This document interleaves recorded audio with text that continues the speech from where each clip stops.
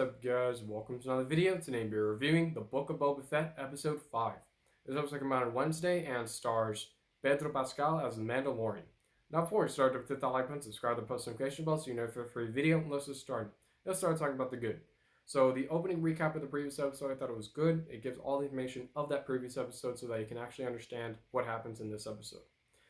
The opening sequence is great. It is a great opening sequence. It is the arrival of Mando, and there is a fight sequence, of course, with Mando, and it is very, very well done. The entrance of the Mandalorian. Now, the Mandalorian, I absolutely loved that show. I thought it was a very, very well done Star Wars show. Easily one of the best. And this one, this episode, does a really, really good job with that entrance of the Mandalorian. They know what you want. They know how you want the Mandalorian to come into the screen, and he's awesome. The cinematography, which of course includes shots of cameras and lighting, fantastic. This is easily one of the best looking episodes of the Book of Boba Fett, and I think it looks better than a lot of the episodes in this TV show. And those episodes looked very, very well done. This one, for me, is possibly the best looking episode. The action sequences. Now, there's some awesome action sequences, especially Mando fighting people with the Darksaber. Mando has the Darksaber, which, of course, Moff Gideon was the last person that we saw with the Darksaber in The Mandalorian. Now, Mando has the Darksaber, and it is very, very well done. And there are some awesome action sequences with Mando and that Darksaber. There is a phenomenal flashback sequence as well. It's the destruction of the Mandalorian civilization. It is very, very well done. And in terms of cinematography, looks very, very good. I really liked how they used light in that sequence, and I think it looks better than a lot of the sequences in the Book of Boba Fett so far. The Mandalorian training sequence. Now, there's a great Mandalorian training sequence where it's Mando and all the other Mandalorian, and it's great. It's a good training sequence. It was fun, exciting, and it was good to see all the Mandalorian that we saw in, of course, the Mandalorian back in this episode.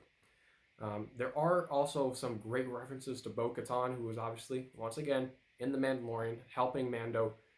She's not in the episode, but there are some great references to her, and I think it works for this episode. The return of Pelimoto, who is that lady who fixes the ships. She's Mando's friend. It was great. I actually really liked her character in this episode more. I liked her in the Mandalorian, but I thought she was kind of just there and pointless. This one, I thought they used her well, and I instantly really, really enjoyed her character more than I did while watching The Mandalorian. The mini ship assembly sequence, of course, with Mando and Pelimoto is great. There's a great assembly sequence. It's fun, entertaining, and it works for this episode. The Mandalorian mini ship flying sequence. Now, it is near the end of the episode. The Mandalorian is flying the ship, and just that sequence alone is one of the reasons why I love Star Wars. The space sequences are executed very, very well in this episode.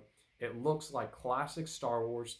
Now, the Book of Boba Fett didn't really have all that many, I guess you could say, space sequences as I would have liked.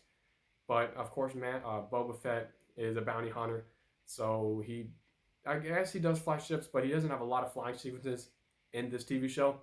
But this sequence with Mando, fantastic. Ludwig Göransson's score is also very, very good. Ludwig Göransson scored The Mandalorian. He obviously returned for this TV show, and is fantastic. Once again, a very, very good score that captures all the emotion and all the fun that you want in this episode.